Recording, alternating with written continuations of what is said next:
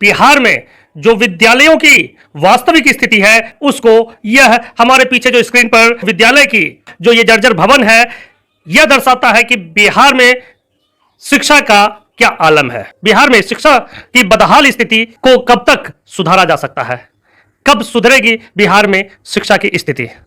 प्राथमिक विद्यालय लकड़कोला जिसकी आप वास्तविक स्थिति देख सकते हैं कि किस तरह से एक जर्जर भवन में चल रही है, जो कि खपड़े के एक बिल्डिंग है जो कि बहुत ही पुरानी और क्षतिग्रस्त जर्जर बिल्डिंग है, जिसमें छोटे छोटे बच्चे इसमें शिक्षा ग्रहण करने के लिए मजबूर हैं। यहाँ जो बच्चे अभी पढ़ रहे हैं छोटे छोटे बच्चे हैं, इनको देख सकते हैं कि जो कि जमीन में बैठकर अपनी शिक्षा ग्रहण करने के लिए मजबूर है। ये जो लकड़ी और खपड़े से बना हुआ ये छप्पर है, जो इसकी जर्जर स्थिति है, इसको देख के ये पता चलता है कि कभी भी यह छप्पर इन बच्चों के ऊपर गिर सकता है।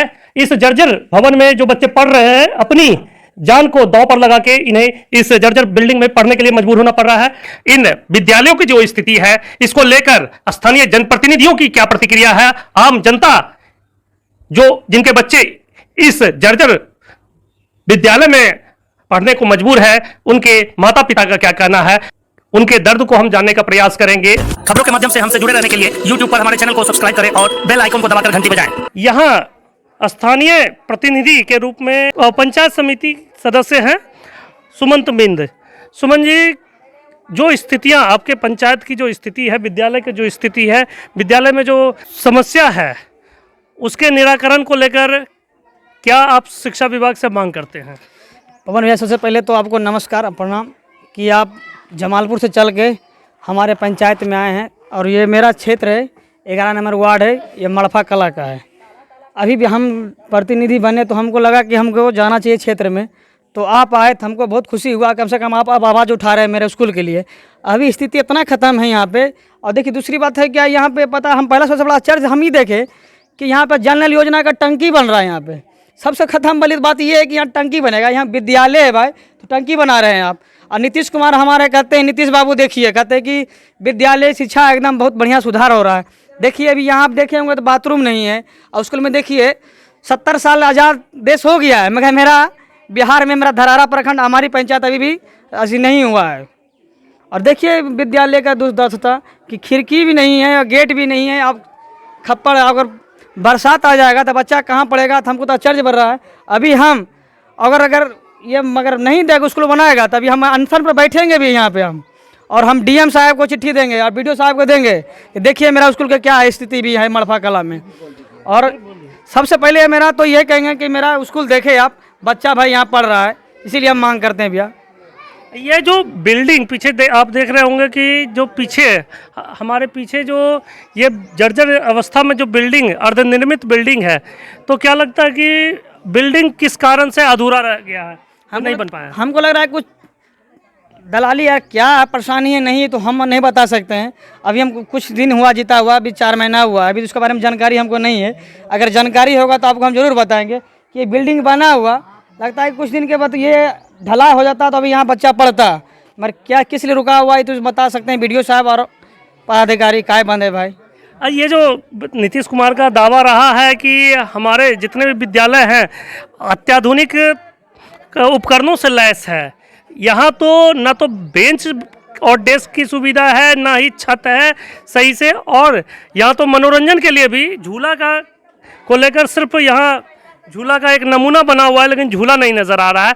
पेयजल की जो समस्या है, छात्रों का शिकायत है कि पानी गंदा आता है, पानी उन्हें घर से लेकर आना पड़ता है। दुर्भाग्य है, जब आप पानी की बात बोले ना तो हमको लगा क्या, देखिए ये स्कूल में एक ऑफिस भी है, उस ऑफिस में किचन भी है। सोचिए सरकार, बाह बड़े सरकार, उसमें किचन भी है और उसमें किचन और प्लस ऑफिस भी उसी में है। ये रहा था, पानी काहे खराब होगा, आप देख लीजिए, दिखाते हैं आपको, चलिए। जो स्थितियां हैं इसका दर्द जो है बयां कर रहे हैं। जनप्रतिनिधि भी का भी कहना है कि ऐसा विद्यालय जिसमें एक ही कमरे के अंदर आप देख सकते हैं कि किचन, ये किचन इधर देखिए, किचन ये किचन रहा और बगल में आपका ऑफिस है, देख लीजिए।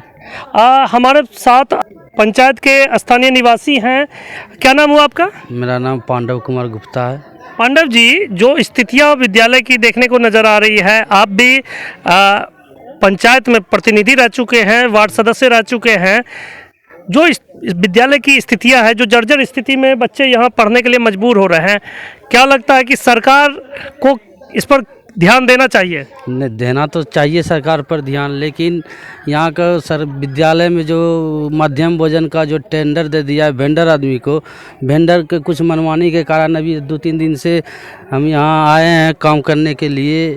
कुछ काम था तो हम पूछे जब रसोइया को, तो बोला कि यहाँ वेंडर के थ्रू कुछ उपलब्ध नहीं किया जा रहा है, इसीलिए मध्यम भोजन बंद है। और यहाँ बिल्डिंग देखिए कितना जर्जर स्थिति में अधूरा पड़ा हुआ है। कागज़ पर 9-9, 10-10 कोठरी बनकर तैयार है, लेकिन सर ज़मीनी पर कुछ नहीं है, सिर्फ अधूरा बना हुआ। देखा जाए ये तो देखने वाली चीज़ है। और यहाँ का हमें लगता है कि हमारी पंचायत के अंदर 7 गाँव है, 7 गाँव में से सबसे जर्जर स्थिति में विद्यालय है तो सिर्फ यहाँ प्राथमिक विद्यालय लकड़कोला है, मरपा ग्राम के स्थिति में है। सबसे जर्जर स्थिति यही है, और इससे जर्जर स्थिति हमारे पंचायत में कोई भी विद्यालय नहीं है। ना तो यहाँ विद्यालय में आने के लिए कोई रोड का साधन है, ना तो यहाँ पाठन पढ़ने के लिए बच्चे को डेस्क बैठने के लिए बेंच है। बहुत सारा यहाँ की खामियां है जो कि क्या कहें अभी तो। और यहाँ का जनप्रतिनिधि हमारे वार्ड सदस्य है अज्वाला देवी है, ये भी 1-2 बार मांग किए, पंचायत में जाके वो उठाए मांग, लेकिन इस पर अभी तो कोई कार्रवाई नहीं हुआ है, नहीं कुछ। आगे अब देखिए क्या होता है। जो इनका मानना है कि विद्यालय की जो स्थितियां हैं इससे कहीं ना कहीं स्थानीय निवासियों को 2-4 होना पड़ता है। क्या नाम हुआ आपका? सविता देवी सर। सविता जी, आपके बच्चे इसी विद्यालय में पढ़ते हैं? जी सर। किस क्लास में बच्चे हैं? अभी तीसरा में। तीसरा में है। पहला दूसरा भी इसी में पढ़े होंगे? जी सर। जो स्थितियां है विद्यालय की, जमीन पर बैठने के लिए मजबूर होना पड़ता है, न छत है, छप्पर भी जर्जर स्थिति में है, और जो जर्जर छप्पर के नीचे जो पढ़ रहे हैं जो कि कभी भी गिर सकता है, तो किस तरह लगता है कि बच्चे की जान को कितना खतरा है? जी पूरे खतरा है सर। फिर भी आप बच्चे को भेज रहे हैं? जी। इतने खतरे के बीच पढ़ने के लिए भेज रहे हैं, क्या सोच के भेज रहे हैं? कि कुछ पढ़ लिख कर बच्चा बुतरू आगे बढ़ेगा। सरकार से क्या मांग करते हैं? सरकार से सर की मांग करेंगे, इसके स्कूल बना दीजिए यार की मांग करेंगे। मतलब बच्चे के पढ़ाई के लिए ग्रामीण भी अपने बच्चे के जीवन को भी दांव पे लगाए हुए हैं। इनका भी मानना है कि जो विद्यालय को लेकर, शिक्षा को लेकर जो सरकार के दावे हैं वो सिर्फ कागजी दावे हैं, धरातल पर कुछ नहीं नजर आते हैं। धरारा प्रखंड के हमारी पंचायत के वार्ड संख्या 11 की वार्ड सदस्य हैं हमारे साथ। क्या नाम हुआ आपका? श्रीमती अज्वाला देवी। यहाँ जो शिक्षा की स्थिति है, विद्यालय की जो जर्जर भवन है, इसमें जो विद्यालय में जो मूलभूत सुविधाओं का अभाव है, उसके बीच बच्चों को पढ़ने के लिए मजबूर होना पड़ता है। क्या शिक्षा की स्थिति है और इसको सुधार करने के दिशा में क्या आप लोग के तरफ से कोई सरकार से मांग की गई है? यहाँ के कुछ व्यवस्था नहीं है सर। जो है ना पूरा प्रखंड में ऐसा स्कूल कहीं नहीं होगा। यहाँ के बच्चा भर भर ठेवना पानी में जाता है यहाँ सरदापुर पढ़ने के लिए, और यहाँ पर कोई नहीं, देख रेख करने वाला कोई नहीं है। प्राथमिक विद्यालय की जो स्थिति है, आप तो उससे अवगत होंगी, आपके बगल में ही ये प्राथमिक विद्यालय है। 3 कमरे हैं, तीनों ही कमरे जर्जर स्थिति में है। बच्चे जमीन पर बैठ कर पढ़ाई करने के लिए मजबूर है। कैसा फीलिंग होता है इसको देख के आपको? ऊपर है खपड़ेली छत, कब गिर पड़ेगा कोई निश्चित नहीं है सर। तो क्या लगता है कि बच्चे अपनी जिंदगी को दांव पर लगाकर वहाँ पे पढ़ रहे हैं? पढ़ रही है, कोई व्यवस्था नहीं, कुछ नहीं है।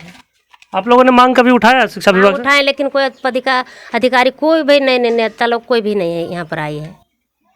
आपने देखा कि जो जनप्रतिनिधि है वो भी लगातार शिक्षा विभाग और सरकार से मांग कर रहे हैं, लेकिन इन लोगों का भी कोई सुनने वाला नहीं है। अब जब जनप्रतिनिधियों की स्थिति ये है, जब इनकी कोई सुनने वाला नहीं है, तो शिक्षा का आलम क्या होगा इसका अंदाज़ा लगाया जा सकता है।